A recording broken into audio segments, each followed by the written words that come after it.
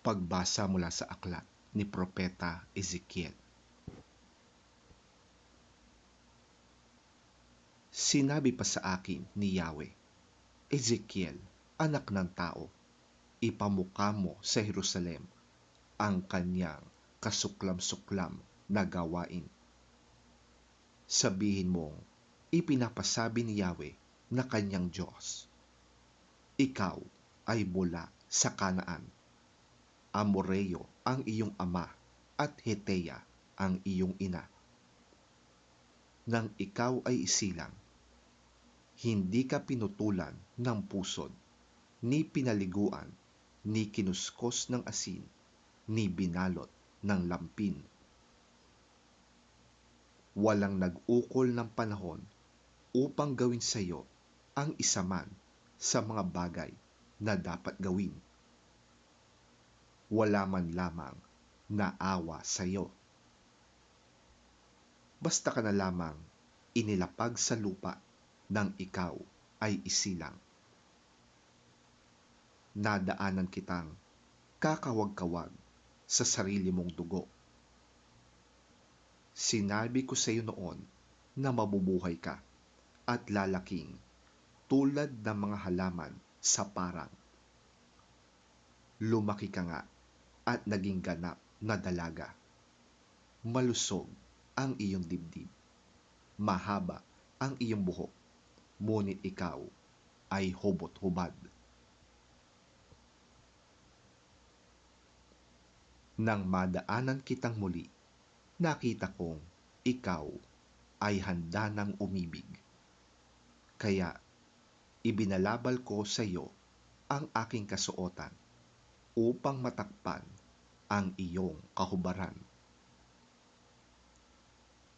Nangako ako sa iyo ng buong katapatan. Nakipagtipan ako sa iyo at ikaw ay naging akin. Pinaliguan kita. Nilinis ko ang dugo mo sa katawan at pinahiran kita ng langis. Dinamtan kita ng may magagandang burda at sinuotan ng sandalyas na balat. Binalot kita ng pinong lino at damit na seda.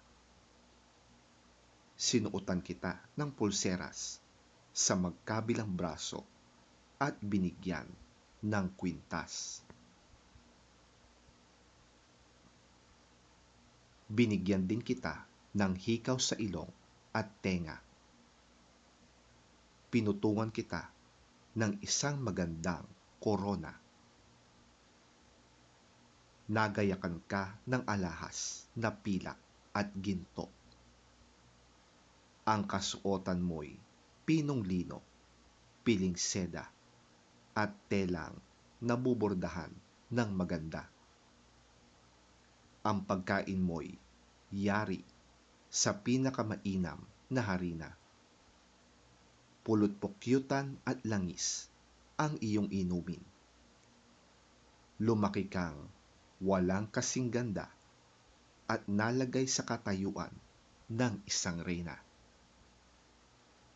Natanyag sa lahat ng bansa ang iyong kagandahan, sapagkat lalo itong pinatingkad ng mga palamuting iginayak ko sa iyo.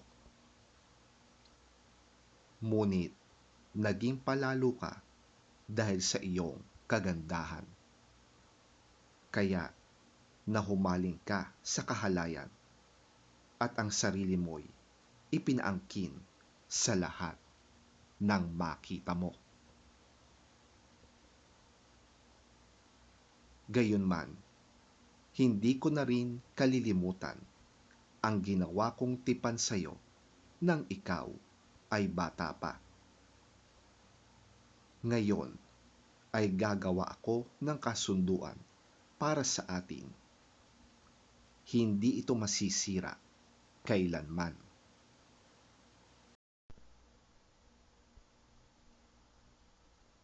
Sa sandaling ipatawad ko ang lahat mong kasalanan, matitikom ang bibig mo dahil sa laki ng kahihiyan.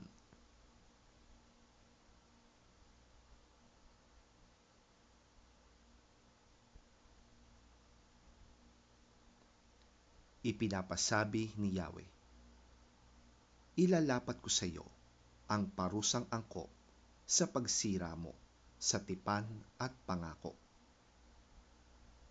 Gayunman, hindi ko na rin kalilimutan ang ginawa kong tipan sa iyo nang ikaw ay bata pa. Ngayon ay gagawa ako ng kasunduan para sa atin. Hindi ito masisira kailanman. Kung magkagayon, maaalala mo noong ikaw ay bata pa at mapapahiya ka sa sarili mo kapag nakasama mo na ang mga kapatid mong nakababata at nakatatanda sa iyo. Sila'y isasama ko sa iyo, bagaman hindi talagang kabilang sa tipan ko sa iyo. Gagawin ko nga ang aking pakikipagtipan sa iyo. Sa gayoy, makikilala mong ako si Yahweh. Sa sandaling ipatawad ko ang lahat mong kasalanan, matitikom ang bibig mo dahil sa laki ng kahihiyan.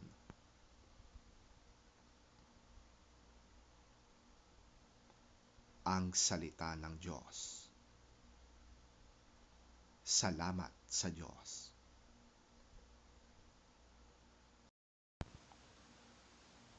Ang mabuting balita ng Panginoon ayon kay San Mateo.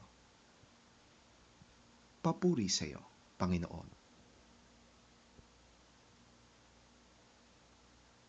May ilang pariseyong lumapit sa kanya at nagtangkang humanap ng maipaparatang sa pamamagitan ng tanong na ito.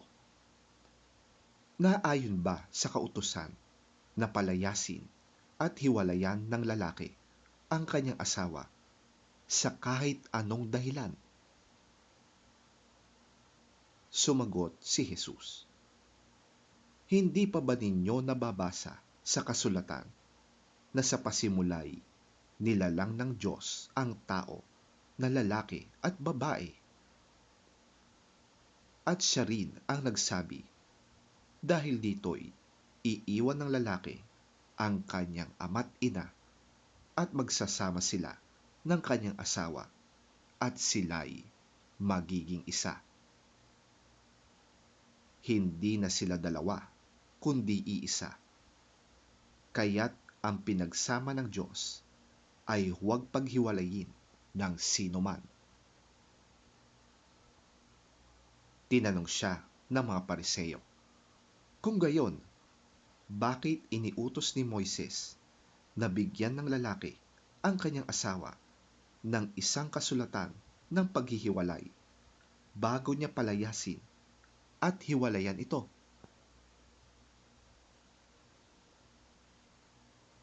Sumagot si Jesus, ipinahintulot ni Moises na palayasin at hiwalayan ninyo ang inyong asawa dahil sa katigasan ng inyong ulo.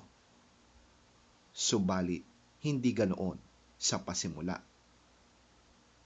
Ito ang sinasabi ko sa inyo.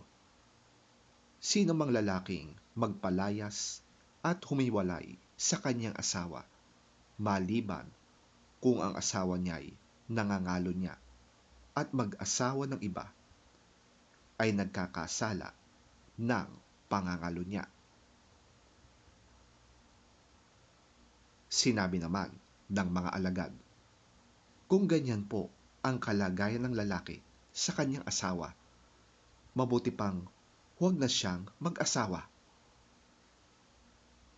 Sumagot si Jesus, hindi lahat ay kayang tumanggap ng aral na ito, kundi sila lamang na pinagkalooban ng Diyos.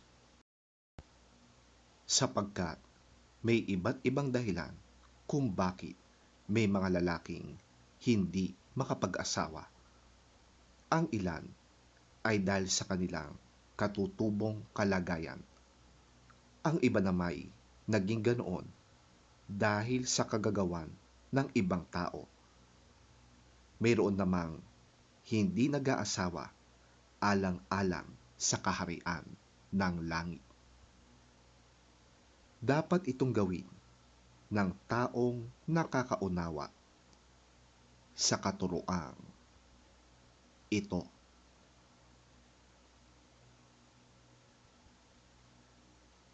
Ang mabuting balita ng ating Panginoon. Pinupuri ka namin, Panginoong Hesukristo.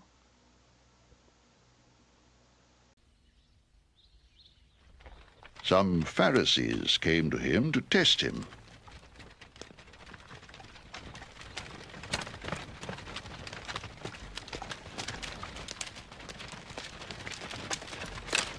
They asked, Is it lawful for a man to divorce his wife for any and every reason? Haven't you read he replied, that at the beginning the Creator made them male and female, and said for this reason a man will leave his father and mother and be united to his wife, and the two will become one flesh.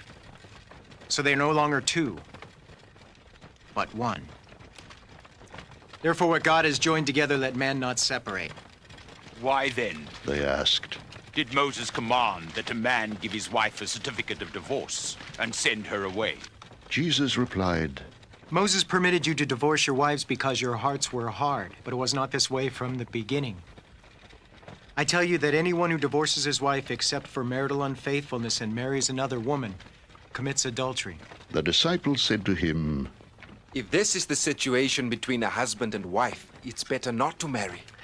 Jesus replied, Not everyone can accept this word, but only those to whom it has been given. For some are eunuchs because they were born that way. Others were made that way by men. And others have renounced marriage because of the kingdom of heaven.